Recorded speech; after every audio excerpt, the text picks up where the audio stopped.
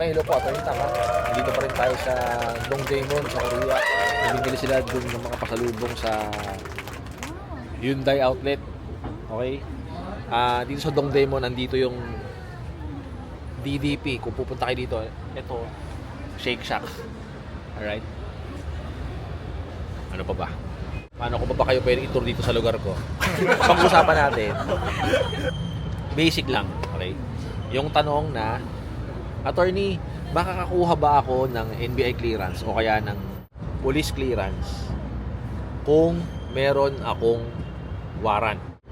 Ang hindi ko naman talaga maintindihan sa'yo, bakit ka naman kukuha niyan, pupunta ka sa police, sa PNP para kumuha ng PNP police clearance kung alam mong may warrant ka?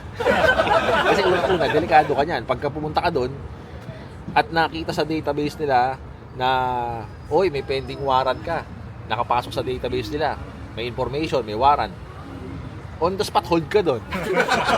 Sa NBI clearance naman, most of the time hindi ka naman talaga hino-hold doon eh. Yung mga mabibigat lang yata na kaso ang i-hold ka ron, yung mga terrorism, ganyan. Pero kung yung mga normal na kaso lang, ituturo pa nila sa'yo, ito yung case mo, puntahan mo to sa branch ganyan, may nag-file ng kaso sa'yo, bibigyan ka pa nila ng papel eh. Di ba sinabi ko na yan sa vlog na NBI clearance, para matuntun mo kung nasa yung kaso mo sa NBI yan.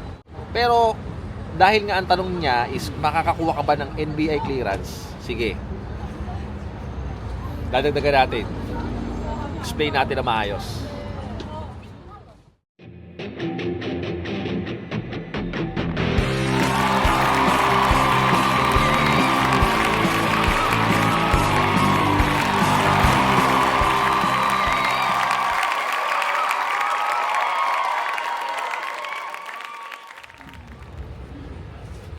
Kung police clearance ang kukunin mo at may warrant of arrest ka, okay?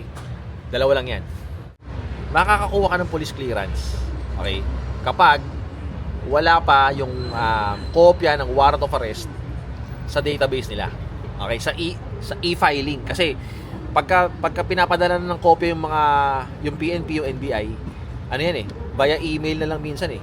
Or may nakita pa rin ako, mano-mano. Talagang dadali ng process server ng court o kung sino man ang mauutusan ni judge doon, dadali mismo mano-mano yung mga warrant, yung mga information sa NBI o kaya sa PNP, okay? Pero ngayon mabilisan na lang eh, e-filing. Kung wala pa sa nila sa records nila yung information mo o yung warrant of arrest mo sa PNP to sa police clearance, makakakuha ka. Pero once na naipasok na nila yung data mo, yung information mo, may kaso ka pala, may warrant ka pala, nailagay na nila sa computer nila, definitely hindi ka na makakakuha doon. I-hold ka doon once na pumunta ka doon. Sir, kuha ako ng police clearance. Hindi mo alam na naipasok na pala sa database. Maraming nagkakaganyan.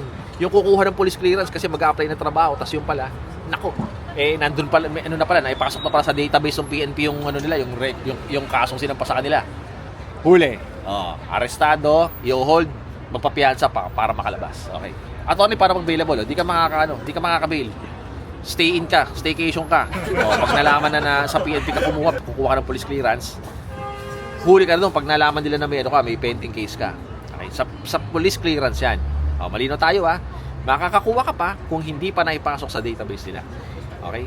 Pero once na naipasok nila at pumunta ka doon para kumuha ng police clearance, hindi ka na bibigyan kasi i-hold ka na rin doon. Useless nang bigyan ka nila dahil aarestuhin ka nila. Okay? Punta na tayo sa NBI clearance. Attorney, makakakuha ba ako ng NBI clearance kung meron akong warrant of arrest and meron na akong pending na kaso? Pag NBI clearance ang kukunin mo, either way, makakakuha ka ng NBI certificate. In-explain ko yun dito sa vlog natin na NBI clearance. May kaso ka man, naipasok man dun sa database ng NBI or hindi pa, makakakuha ka. Watch vlog 150. Makakakuha ka ng NBI certificate. Magdidepende yan dun sa magiging remarks na mailalagay dun sa sa NBI certificate. Kung halimbawang may kaso ka na nga pero hindi pa naipasok sa database ng NBI, di lalabas doon clear ka, wala kang kaso. No pending case. Alright? Pero halimbawang naipasok na doon sa database nila, di ba, quality control ka doon, ipapatawag ka, may kaso ka, may pending ka. Ipiprint ko ba to? Kasi lalabas to, pag print ko to, lalabas dito sa NBI certificate mo, may pending case ka sa branch ganyan. O ito yung kaso mo, branch 1, MTC, Quezon City, kunyari lang ha. Makakakuha ka pero magdidepende kung anong malalagay sa sa remarks nung NBI certificate mo. Okay? Ulitin natin. Pag kukuha ka sa NBI, ha? At may kaso ka na, may warrant ka na, kahit na meron ng email at pumasok na sa database ng NBI na may warrant ka na, may kaso ka na, makakakuha ka pa rin. Magdedepende lang siya kung ano yung magiging remarks dun sa NBI certificate mo na ipiprint nila. Kaya minsan daw, tinatanong pa nila, ipiprint ko pa ba to? Kasi sayang, useless din to. Kahit iprint ko to, magbabayad ka pa. Kasi, pag print doon, lalabas doon, may pending case ka. Acts of lasciviousness, pang-iinfo, rape.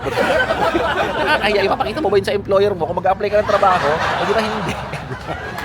Yun ang sinasabi ko. So, yun ang difference nila. Sa police clearance, kung may warrant ka na, at may kaso ka na, makakakuha ka kung hindi pa na ipapasok sa database ng PNP. Police clearance, makakakuha ng police clearance.